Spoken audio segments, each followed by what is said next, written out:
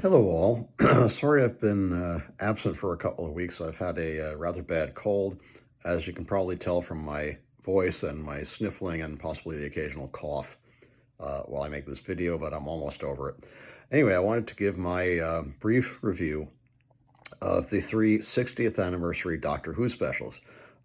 As people who know me know, I'm a Doctor Who fan from way back. As with most Americans, I first became aware of the show in the 1970s when our local PBS station, WNET out of Boston, ran the episodes of the Fourth Doctor's run with Tom Baker.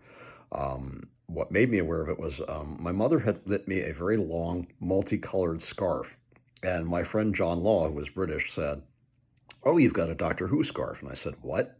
And he said, "You haven't seen Doctor Who?" And I said, "No." And he said, "Well, watch, this channel." And he pointed out the episodes, and I started watching it and quickly fell in love with it, and I've been a Whovian ever since.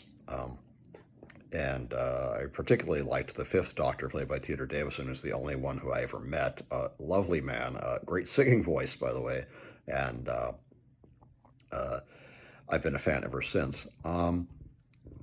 So I was very excited to hear about these specials, particularly that they were going to be directed by Russell T Davies, who was the head of the revival of Doctor Who in 2005, starting with Christopher Eccleston and famously going on with David Tennant and later Matt Smith and Peter Capaldi, and then he left, and we had Chris Chibnall doing the Jodie Whittaker run. I actually liked Jodie Whittaker's run. I'm not going to be negative on this review at all. I'm not going to say anything bad. I think there's enough of that out there, and I don't want it. This is going to be a positive review. You're free to disagree with me, but this is just my opinion. The first of the series, three episodes, is called The Star Beast, and it features the character Beep the Meep, who was a character in a comic book which I read, which starred the Fourth Doctor, but about this kind of cute, fuzzy creature who comes down from the space. And as with all things Doctor Who, you can't judge anybody by their appearance. It turns out he's incredibly evil. And the same thing happens in the story. We're reintroduced to Donna. She, of course, doesn't remember the Doctor. She's married now. She has a daughter named Rose, and she's living with her mom and having kind of a hectic life.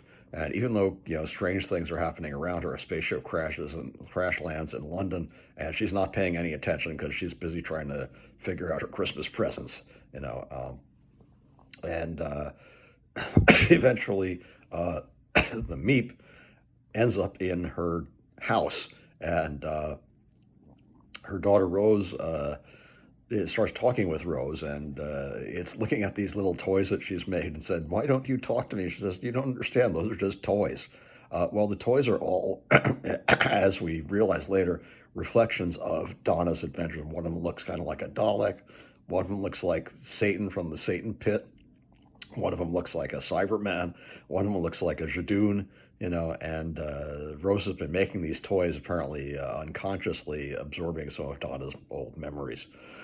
Donna, meanwhile, has been having unusual dreams, and the dreams reflect her adventures with the Doctor, although she doesn't remember him because, of course, he had to erase her memory because of what happened with the human Time Lord Metacrisis. She absorbed part of his regeneration energy, but humans aren't meant to contain that energy, and it almost killed her. And he reabsorbed it, but he had to erase her memory because if she remembers him, even for a moment, the energy which still resides partly in her, will destroy her. Meanwhile, the Doctor has to figure out how to stop this the Meep and these creatures that are apparently hunting him, which are like giant red-eyed bunnies with advanced weapons, are starting to attack London. And the Meep says that they're monsters and they're after him, and Rose is inclined to believe it because she doesn't have any reason not to. But the Doctor starts to suspect something's wrong when they're in a cab, and the cab's being attacked by these wolf creatures, I think they call them. He invokes the Shadow Proclamation, which is a good reference back to Christopher Eccleston's era, and tells these people, you're not to fire. This planet's under my protection, and what are you doing here? And he's trying to get answers from them, and the Meep suddenly turns evil and disintegrates them, and says, "Let's cut to the chase," and he kills them, and then they realize why the cab wasn't destroyed because the Meep has this power to protect himself. And it turns out they tell him that the Meeps all turned evil when their planet was invaded and nearly destroyed, and its environment ruined, and that turned the Meeps into evil, egomaniacal creatures. And Beep is like he says, I'm the Meepest of all the Meeps, which I think was kind of a funny line. Um, Meanwhile, the Donna has started remembering the doctor and they've been avoiding calling him by name, and particularly her mom, her mom, who knows what will happen. Somehow Donna remembers him on her own, and she starts saying the word binary, and we don't understand why she keeps saying the word binary. And then it turns out that because she has a daughter, although the meta crisis could not be contained only within Donna, it can be contained across Donna and her daughter. And that's why Rose has been making these puppets that look like creatures that they met during her adventures with the Doctor. And including like one looks like the Arachnos, that kind of thing. And so they can contain the energy between the two of them, and they help him reverse the damage that the Meep has been doing. It's going to use London's energy to refuel its spaceship and destroy London while doing it. Well, they managed to reverse that and reverse the damage, and the Meep says something. The Meeps apparently have two hearts, and the Meep says something to the Doctor that's interesting. He says, creatures with two hearts are rare. Wait till I tell my boss about you. And then he transmats out somehow before he can be prosecuted. And we don't know who the Meep's boss is, but I had a clue, which I think was kind of played out in the final episode of the specials. The second special was interesting because it starts out with the Doctor and Donna, Donna and Rose managed to seep off the meta-crisis energy and return it. So now they're not going to be destroyed. And they go to Doctor and Donna go back into the TARDIS, which is brand new, and he loves the interior, and I did too. It's got these long spiraling ramps, but the Time Rotor looks a lot like it did in the original TARDIS with William Hartnell, and it's very nice. The panels look more like the original TARDIS too, and it now apparently contains a coffee machine. And the Doctor makes Donna a cup of coffee, which she, of course, immediately spills on the console, and sparks start flying flames. He says, oh, and then the Time Rotor engages. He says, we can end up anywhere in time and space. And that takes us into the second episode, The Wild Blue Yonder, which was probably my least favorite of the three, although it's still pretty good. It's quote-unquote a bottle show in that it only contained the Doctor and Donna. None of the incidental characters are involved. But they end up on this enormous, apparently abandoned spaceship, and for some reason the TARDIS vanishes. And Donna says that something is out there that's so scary that the TARDIS ran away. And the Doctor says, yes. She says, well, then there's only one thing we can do. And the Doctor says, what's that? And she says, get out there and kick its arse. I love that. I love that. That's perfect Donna. I love Catherine Tate being back with that Donna energy. Something's terrible, so they're going to go out and kick its ass. They start exploring the ship, which is apparently built for humanoids because there's a humanoid pilot seat. There's some 3D displays which are in a strange language that the Doctor can't read. I wanted to mention that his new Sonic can do, the 14th Doctor as he is now, has a sonic screwdriver that can do amazing things. It can draw 3D images in the air. It can create bulletproof walls. It can do like amazing things. I can't wait to see what the 15th Doctor Sonic can do if his is this powerful. And so they're trying to translate these things, and they don't really make much sense out of it. There's also a robot which is like really, really slow, and it's not really particularly threatening.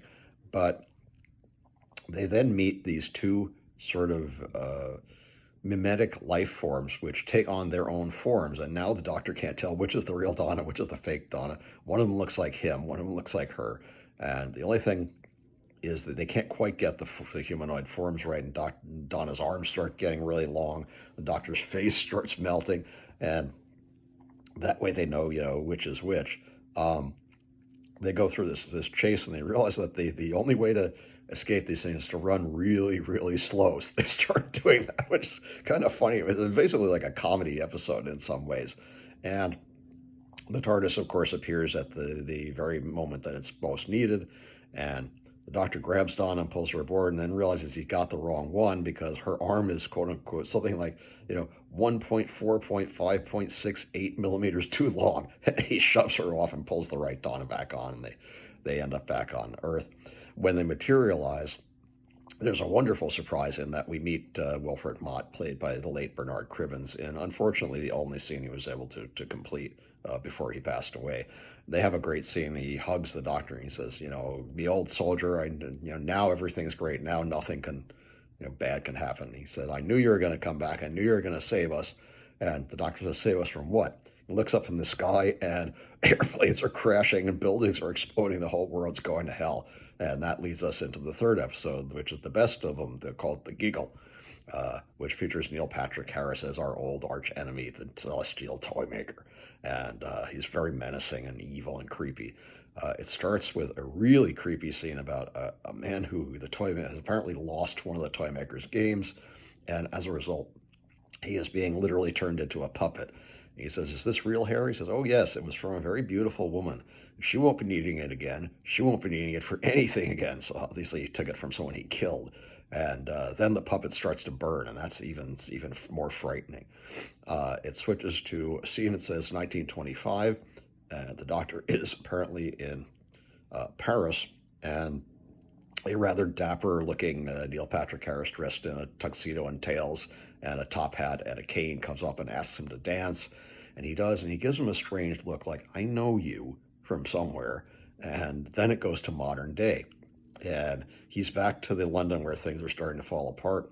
He goes and meets with Kate Lethbridge Stewart again at UNIT, and she tells him that they've been detecting this sort of strange wave.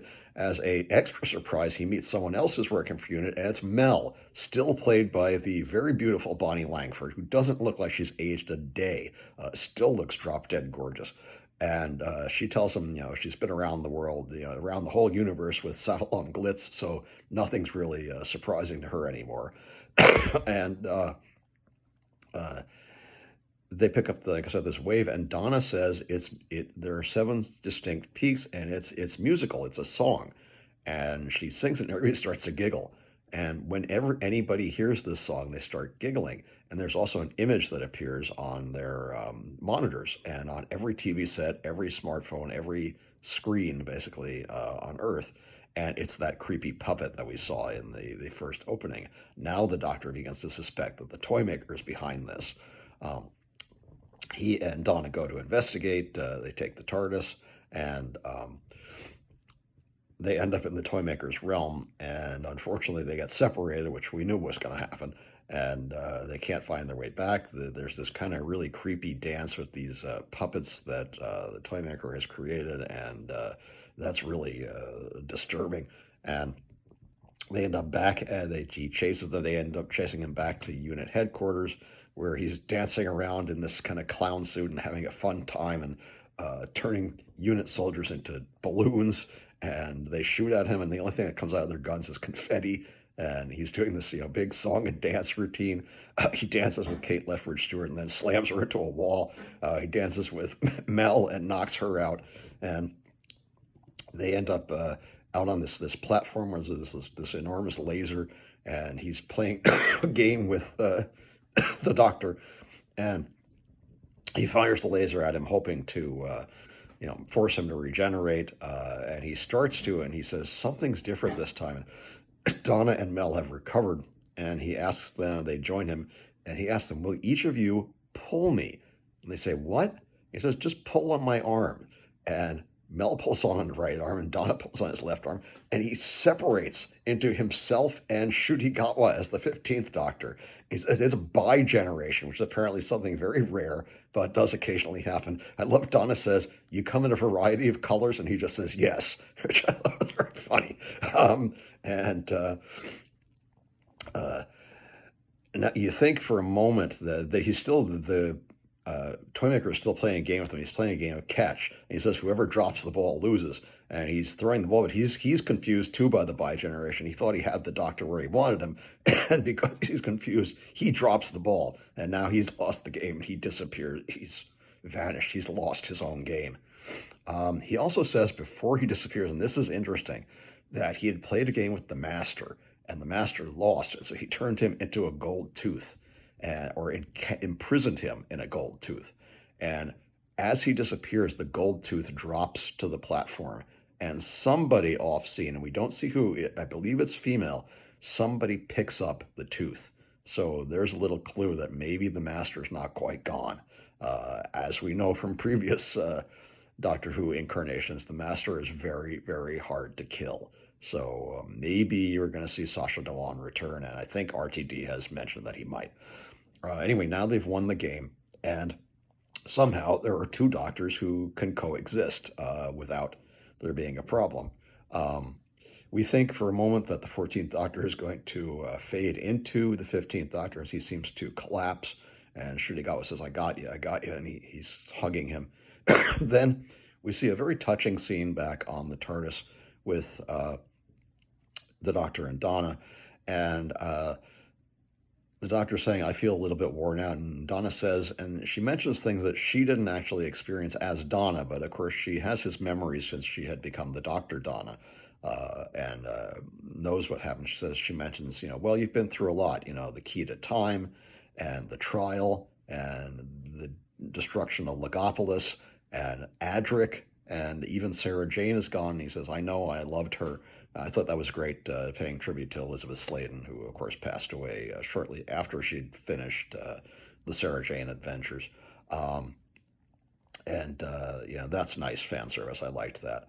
And there's also a funny scene in Unit where Kate Lethbridge-Stewart says to Donna, you could work for us. And she says, how much does it pay? She says $60,000 a year. And Donna says 120 and 5 weeks paid vacation. And Kate Lethbridge-Stewart says, done. So maybe that's a hint. Maybe Donna's going to go work for Unit. There has been a rumor that there's going to be a separate Unit show, not Torchwood, but a show about Unit. And maybe that would be a lead-in and a way to bring Catherine Tate back into the fold, and I approve of that. They end up, and this is great, something really funny happens again.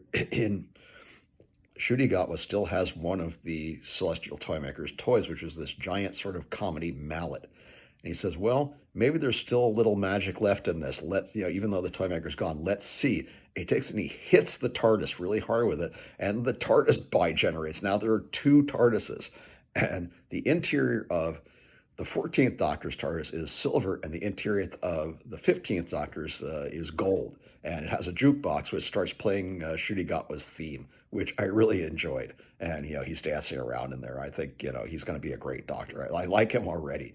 And he's got a lot of personality and warmth. And I think he's going to bring a lot to the character.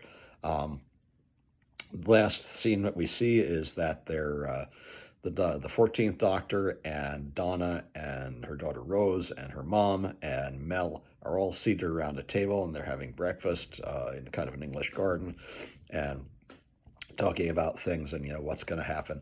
And it's just sort of a very nice scene.